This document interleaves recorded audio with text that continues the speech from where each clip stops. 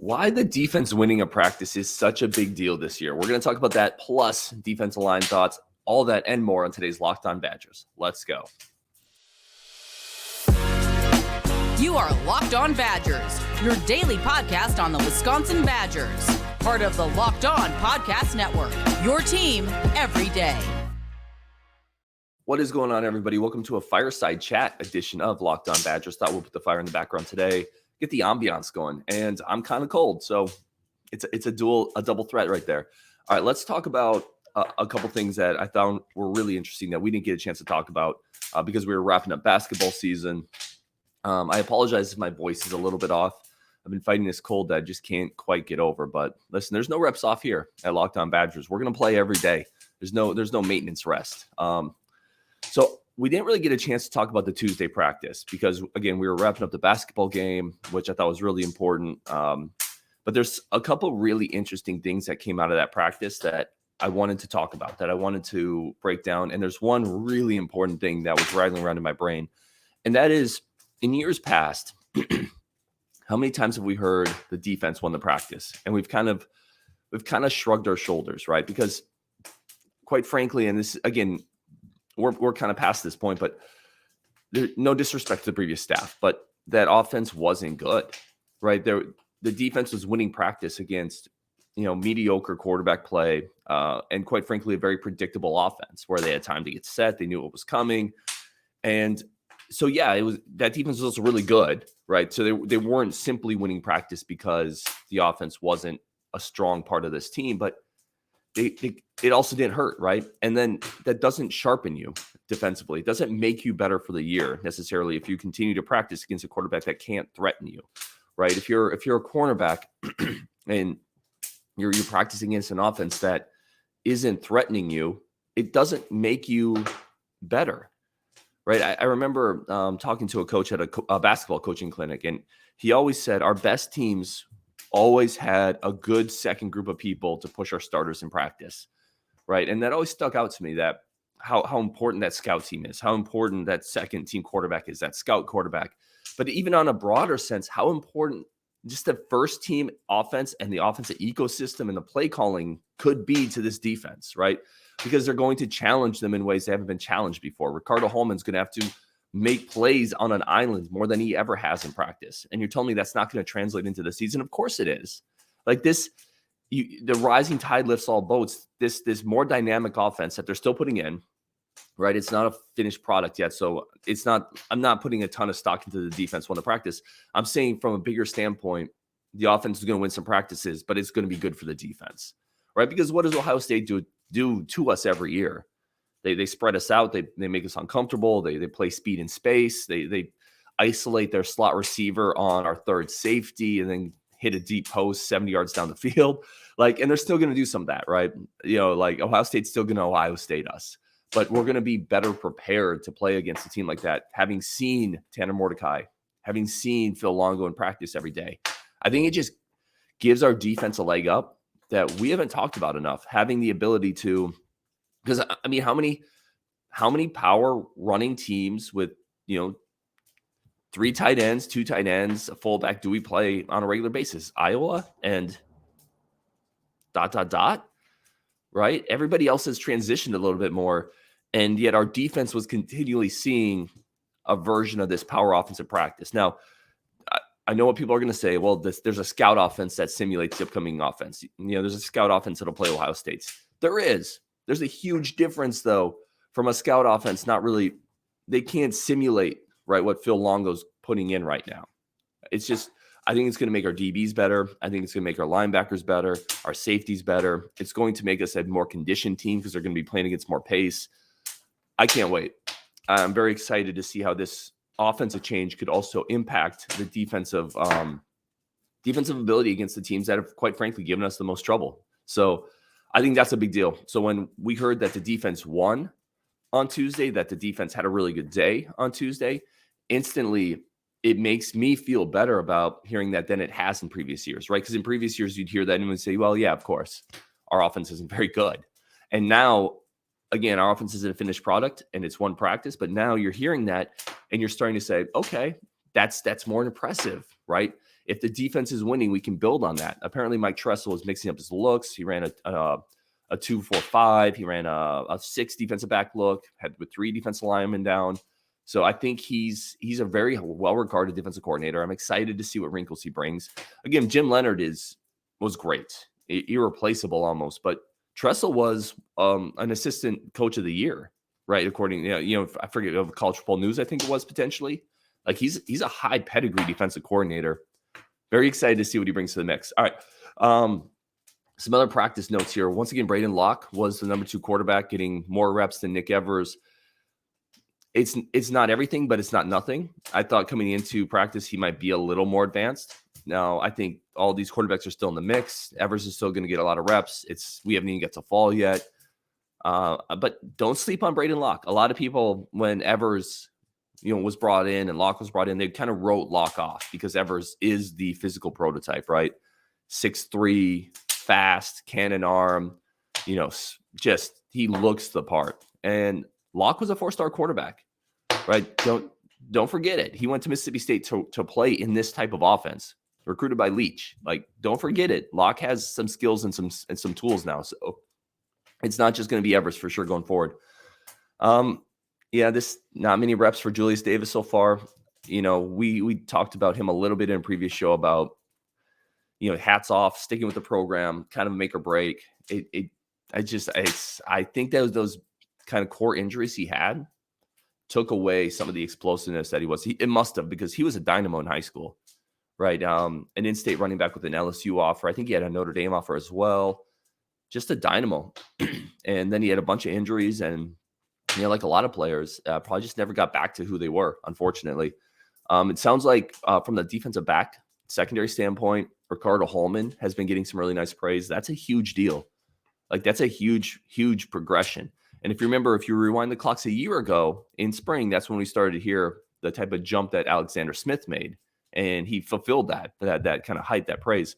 So if Holman can step up next to him, and I think Maitrey is probably really good, a good candidate in the slot, you're starting to feel much better about your cornerbacks, your safeties, right? Because that was one of the questions we had too. Who is the corner that lines up next to Alexander Smith? Who is your number 2 guy? And we even talked about maybe they should have brought in some more depth there. Maybe that was a portal addition that they should have brought in that they weren't able to get. But if Holman can step up, obviously played a lot at the beginning of last year, has some nice size and length, that answers the big question on this defense potentially. So I'm excited to see him getting praise, right, instead of him getting burned. And then Hunter Wohler, sounds like they like him a lot. They're using him in a bunch of different roles. Had a pick 6 off Mordecai that he would have strolled into the end zone for. I think he's a player you can use in a lot of spots. He just hasn't been healthy. Coming into his junior year now, which is crazy to me. Time flies. So I can't wait to see him deployed in this Mike Tressel system, especially if they're playing 3 safeties a lot. They're going to be able to move these guys around, right? You're going to see them in a lot of different places, blitzing from different angles in the box. And I think Wohler, with his size and his speed, his hitting ability, and his football IQ, which has always been a strength of his, is really going to be able to play. Michigan always called it like that Viper role, right? That player that can just kind of roam a little bit. They move that chess piece around the board and create havoc. I think Wohler could potentially be that guy. So I'm excited about that.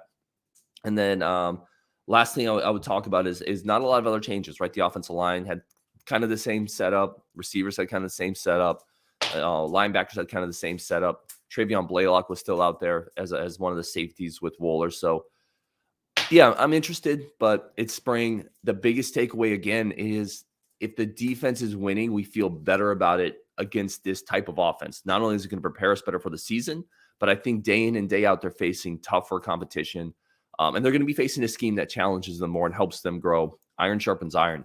All right, so that's my practice thoughts. Coming up, we're going to talk a little bit about the defensive line. I thought Greg Scruggs said something really interesting I want to hone in on, plus a key player that we think can be a major breakout this year. So we're going to talk about that next on Locked On Badgers, but today's show is brought to you, as always, by FanDuel.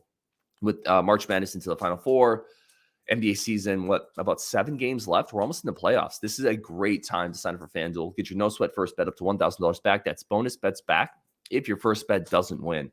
Just download the FanDuel Sportsbook app. It's safe, secure, super easy to use, and you can bet on everything from the money line to point scores, three-pointers drained. Again, if you want to bet on a Milwaukee-Phoenix Suns finals, Kevin Durant got back last night. Milwaukee is a freight train. I think they just dropped, was it 140-something on Indiana? bet on that. Milwaukee plus Phoenix is plus 650 if you think that's going to be the eventual outcome. And then again, you're able to combine all your bets into same game parlays, which is fun, exciting, do it responsibly, but it allows you to, get a little more winnings and create a little more excitement in every NBA game, every college game. Don't miss the chance to get your no sweat first bet up to $1,000 back in bonus bets when you go to FanDuel.com/lockedon. That's FanDuel.com/lockedon to learn more. Make every moment more with FanDuel, the official sports betting partner of the NBA. All right, let's keep going here. I want to talk a little bit about the defensive line. So Greg Scruggs, the new defensive line coach, had some really interesting comments. The first is, he talked about, well, this is actually from a comment from James Thompson, who said they're going to be more of a 5-tech defensive end than a 3-tech, right? They're going to play a little wider. That's essentially what that means. The 3-tech is usually lining up kind of on the outside of a guard. The 5-tech is a little wider. It allows them to avoid some of the double teams. They can be a little lighter, potentially play with a little more havoc. So I thought that was really interesting that Scruggs is transitioning this defense into wider splits on the defensive line. And that's Tressel really transitioning this defense. Scruggs is going to be kind of in charge with the defensive line portion of that. So I found that interesting. We're going to see some alignment differences on the front, being brought in by Greg Scruggs. That's good and bad. Listen, you're going to put your defensive ends and your players in a better position to potentially cause some havoc, right? In a better position to potentially pressure the passer. But you're also going to open up some gaps where running games can be a little more difficult to defend. Everything in football, everything in every sport really is give and take, right? You want to be a little better against the pass. You may sacrifice a little against the run. But again, the teams that have struggled, have really, we've had a hard time with. It's been teams that have been able to exploit our secondary. It's been teams that with mobile quarterbacks. So I think this is a step into maybe an evolution a little bit of the Wisconsin defense, although it doesn't need a lot of work.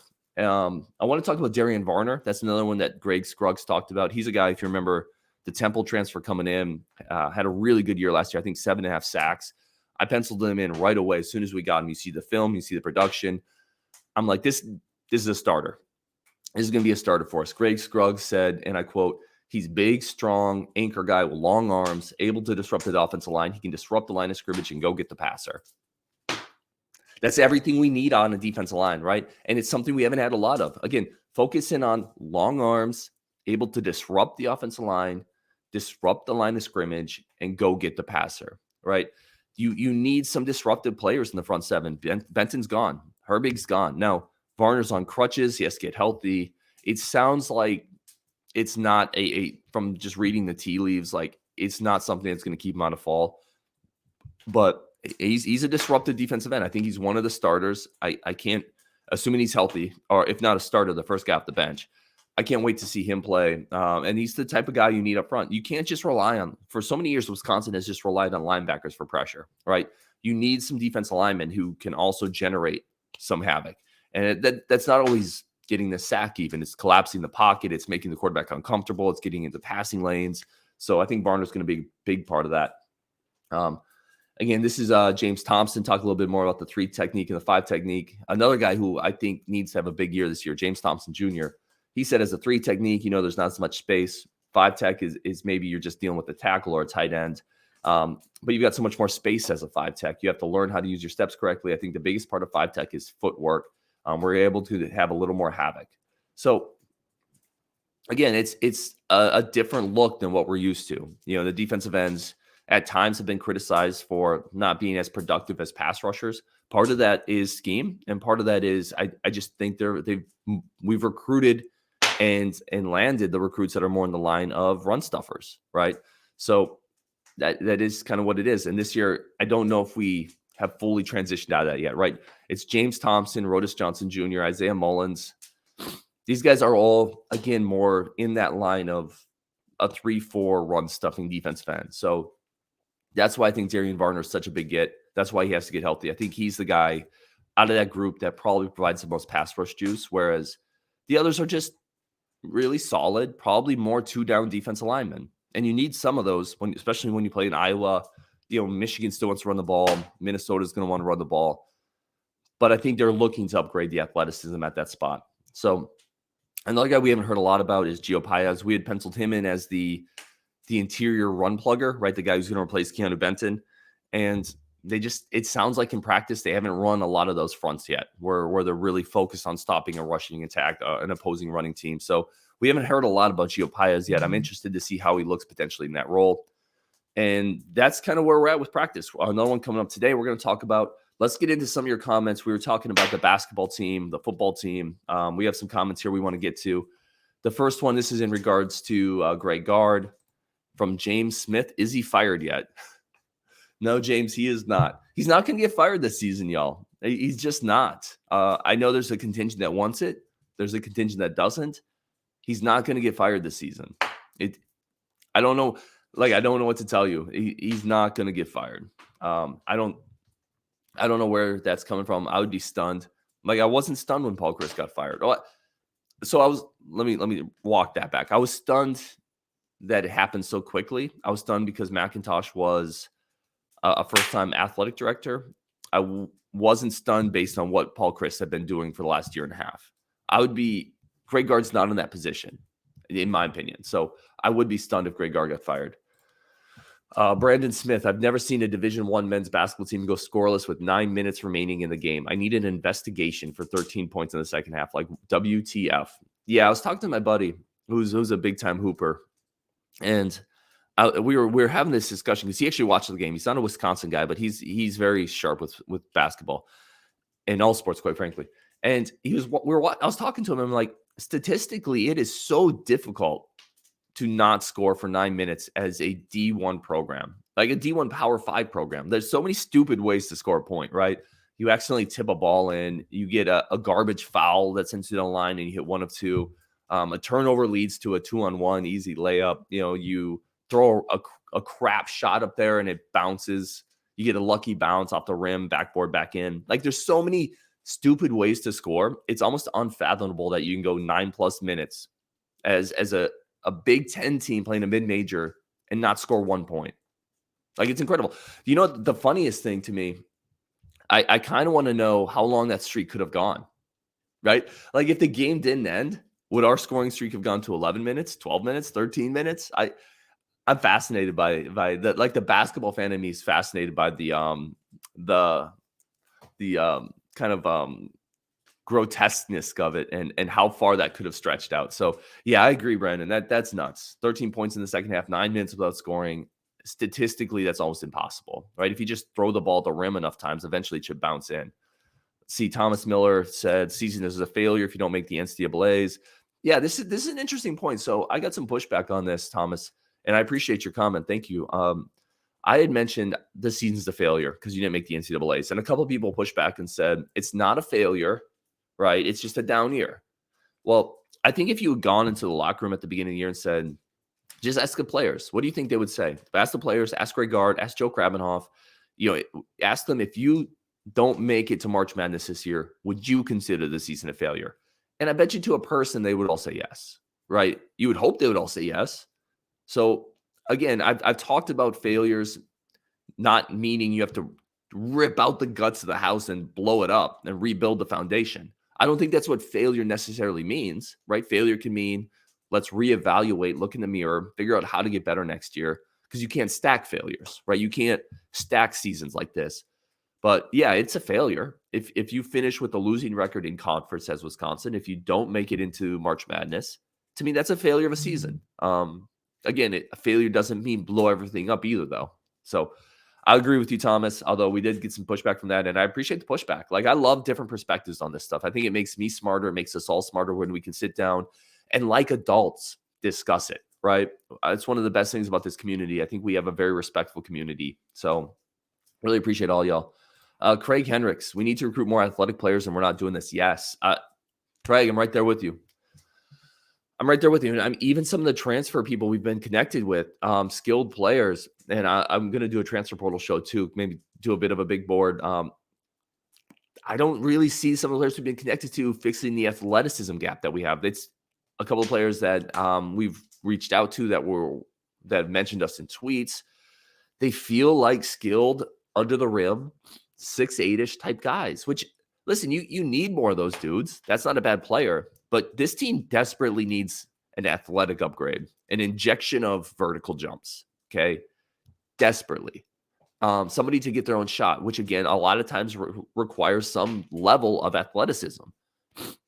I don't know. I'm going to be frustrated if, listen, I've been a pretty good steward of the gray guard does not need to be fired cold train, right? If we come out of this offseason with the same athletic profile as we had this year, that's going to be very frustrating and confusing to me, because I think it's hard to look at this team and say we don't need a wing that can get up and down the court, that can corral loose balls, that can get into the paint through just athleticism. So that'll be frustrating for me. Don't Badger Me says, thanks for the channel, Ryan. I'm so glad I discovered. I really enjoy it. I will be a regular each season. He's just a hooper. Don't Badger Me. So we lose him when football starts, but I appreciate it, man. I hope to see you again next year. Thank you for listening to the show.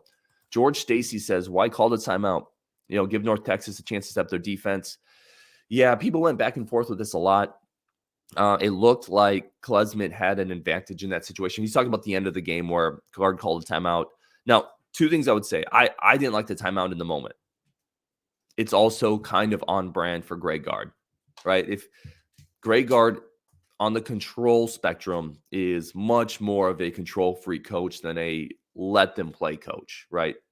And I don't love that about him, if I'm being honest. I will say this, the play he drew up coming out of the timeout, I actually was totally fine with. I think he anticipated that North Texas would take away the three. They didn't want to lose. We got it inside right away. And then we had two upperclassmen that just refused to shoot the ball. Like, that's frustrating to me, because I think the play worked. I think it was a good look. We got a ball to our 7-footer from like 6 feet out. They both know the game clock, for gosh sake. All right, coming out of a timeout, that's a player thing. Like, it's a coach thing, but if you're an upperclassman, you have to know how much time is on the clock coming out of a timeout at the end of a game. Get the shot up. Yeah, so I didn't like the timeout, but I actually did kind of like the play that he drew up out of it, if that makes sense. I still think occasionally guard would be better served by just letting them play a little bit. All right, we're going to take a very quick break for our friends of the show. Come back. We have a few more comments to wrap up, and then we'll move on from there. All right, Joe, I appreciate you tuning in as always. Again, sorry for the voice, but a special fireside edition of Locked On Badgers, making it one of your first listens every day. Really do appreciate y'all. All right, let's go here. This is from Mikey. I think it's highly likely we lose a few starters to the portal, and I think this would be a positive move for the program. Something has to change. I love this perspective from Mikey, because a lot of people have talked about, are we going to lose starters or not? Could Hepburn potentially leave? Could Wall leave? Could even Connor Segan leave? But a lot of people haven't talked about, could that be a positive thing in a sense, right? Because one of the issues gray guard is going to have is, if you want to bring in a high-level transfer portal guy, which I think most of us agree this program needs, and everybody comes back, who from this starting unit goes to the bench, right? Because this starting unit is made up of, quite frankly, a bunch of good players, but no great players, right? So I don't think you can move Chucky Hepburn, who's been a starting point guard for 2 years, to the bench. You're not going to move Max Klesmit, who came on at the end of the year, to the bench most likely. Tyler Wall's not coming back for a 6th year to play off the bench. You absolutely aren't moving Connor Segan to the bench, right? Not in the NIL era, where you're not doing that. And then Steven Crowell coming back as your senior center, you're not moving him to the bench, right? Now, let's say you bring in a McDonald's All-American, a true difference maker, I think the move would be Klesmit to the bench. He comes off, and still plays 20, 25 minutes. But my point is, it's tough, right? It might be tough conversations for Greg Gard, but that's why you get paid $3 million to be a Division I head basketball coach. You have to have tough conversations. So do not sell talent short this offseason because you're afraid to try to move someone to the bench. That would be my number one thing. We need more competition on this team. We need more high-level players, not more role players that we don't know what we're going to get off the bench. So we'll see. I am fascinated by this offseason. Mikey, I think it's a good perspective. I like all these starters. This is not denigrating any of them, but I think a starter leaving could potentially open up a spot to land a bigger transfer guy and mix up the culture a little bit. I agree with you. I don't necessarily think it'd be a bad thing. Old Rivers Farm says, thank you, Ryan, for doing these live podcasts this season. Really enjoyed tuning in after games. Hopefully you will do these again next year. Of course we will. I mean, assuming Locked On hasn't fired me and I'm still alive and well. Yeah, absolutely. Old Rivers Farm, thank you for tuning in, my friend. I really do appreciate it. Curious if you have a farm by the river, actually. Let me know. And Mikey once again says, this is not going to get better next year. This is a replay of Badger football mediocrity, need big changes. I disagree on the first part. I think it will be better next year. I appreciate the comments again. I think it will be better next year because I like the recruiting class coming in. I think there's growth for Connor. I think there's still growth for Crowell. I think there's a little bit of growth still for even Chucky Hepburn. Like Hepburn has a ceiling, but that doesn't mean he can't get incrementally better in areas, right? So I think next year will be better. Will it be good enough to quell some of the angst? It's a good question. It depends on what they get in the portal, right? I think it's just too early. We have to see what they do in the portal. If they bring in a couple guys that profile as skilled but not great athletic bench pieces, I'm going to be incredibly frustrated. So we got to see. Thank you, everybody, for tuning in to Locked On Badgers. Really do appreciate every single person on here, on the show, in the community, on Wisconsin, and we'll talk tomorrow.